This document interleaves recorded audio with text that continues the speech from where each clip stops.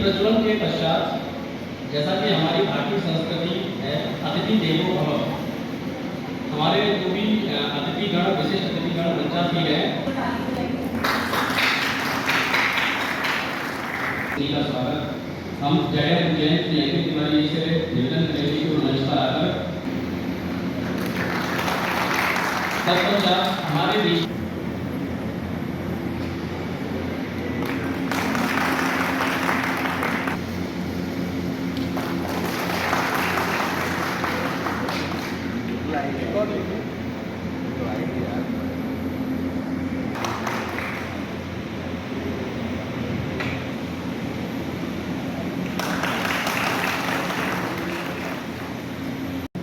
ये जो सहकारी सप्ताह मनाया जा रहा है, भारत सरकार में सहकारिता मंत्रालय के गठन हुए 5 वर्ष होने के उपलक्ष्य में ये सहकारी सप्ताह हम लोग मना रहे हैं।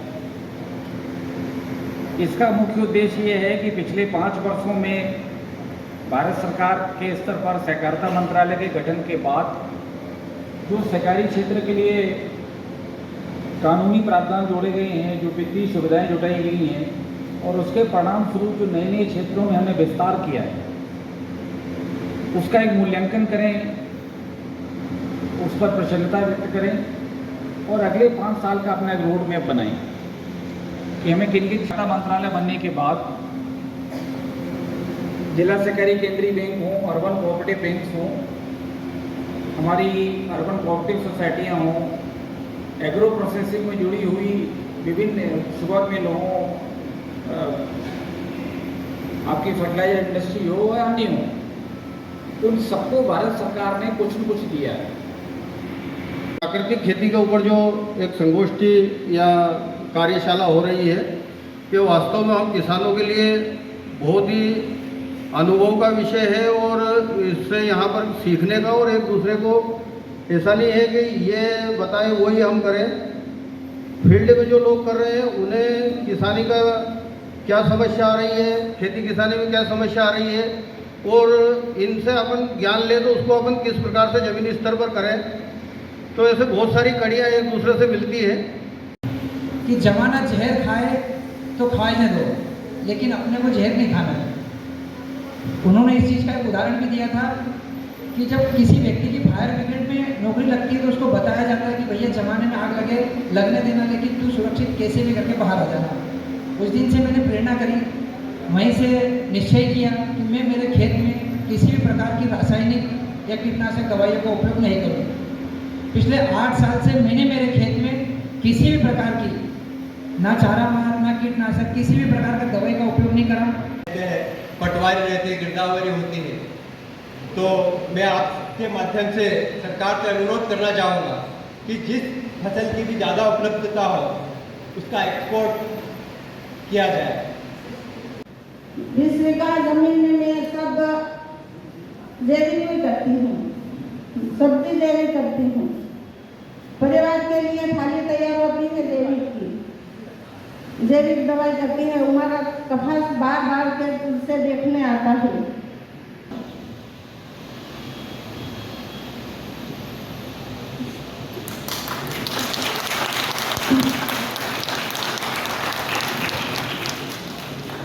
संतोष वंतिया जी को आमंत्रित करना चाहूँगा कि वो आकर प्राकृतिक खेती में अपने अनुभव साझा करें। श्री संतोष जी।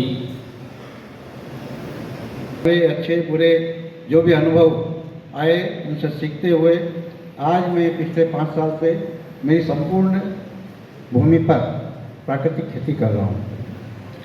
और जैसा भी लखन भैया ने बताया कि उत्पादन नहीं कम आता है, लेकिन हमारा माल का जो मूल्य है वो बहुत अच्छा मिलता है। ज्वलंत और संवेदनशील विषय है प्राकृतिक खेती। पिछले 2-3 साल में ये विषय बहुत ही उभर के आया है और विचार करने की बात है कि क्यों इस विषय को इतनी तवज्जो दी जा रही है। हम सभी पहले भी प्राकृतिक खेती करते आ रहे हैं, लेकिन बीच में एक ऐसा दौर आया जिसमें किसान ने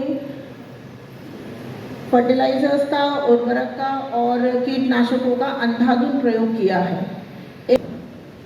यदि आप मिट्टी में बीज लगाते हैं तो क्या उसमें इतनी ताकत रह गई है कि स्वयं से वो बीज फल देगा?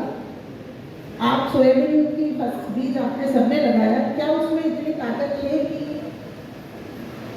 वो आपको बराबर 21 बार में आपने 2-3 वैरायटीज लगाई होगी सोयाबीन? तो बेचा है इसको, ये first grade, second grade, third grade जो लिखा है, ये अलग अलग तार ही है, वो जो अलग अलग हिस्सा जो निकाल के बेचा है उसमें ये एक्सेप्शनल केस था। पिछले बार हमारा इतना आता नहीं है।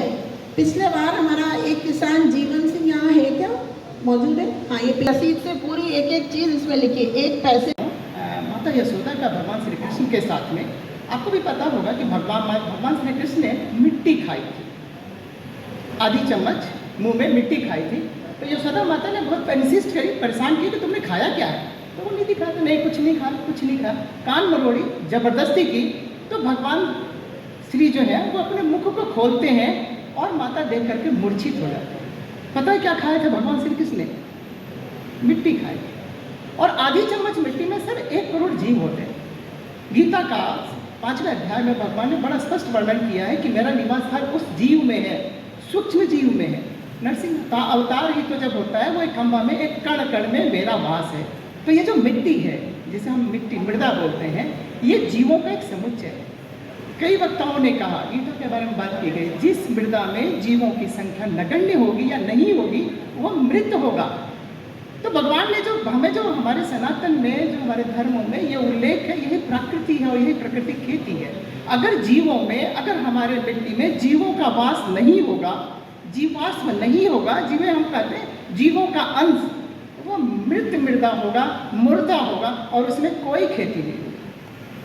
जो अनाज होता है उसके बाद उसको संरक्षित किया जा सके और लंबे समय तक उसको यूज में लाया जा सके, ताकि किसी भी आपदा के समय, परिस्थितियों के समय उसको हम आगे तक लेके चलें। तो स्टार एग्री मेजरली किसानों के लिए हर क्षेत्र में काम करती है। हम लोगों के यहाँ पर लगभग 4 कंपनियाँ हैं जो किसी न किसी तरीके से किसानों से जुड़ी हुई है। लोगों ने वही बताया है कि हम हर जगह अपने आप को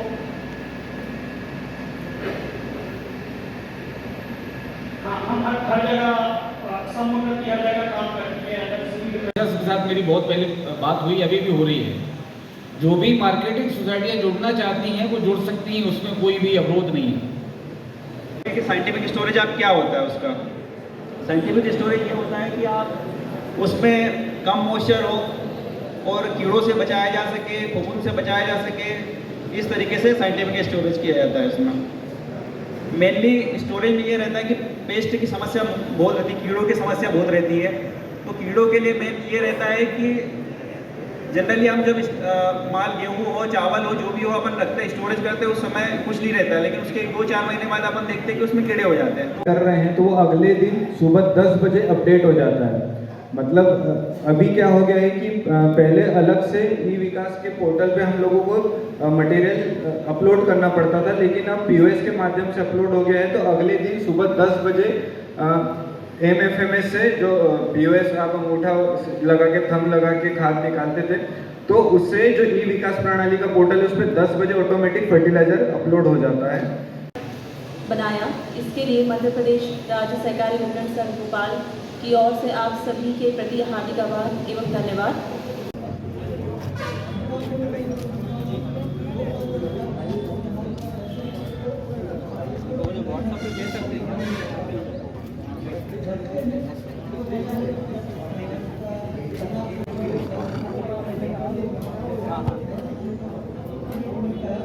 का ये आयोजन भारत सरकार के स्तर पर सहकारिता मंत्रालय के गठन के 5 वर्ष पूर्ण होने के उपलक्ष्य में मनाया जा रहा है।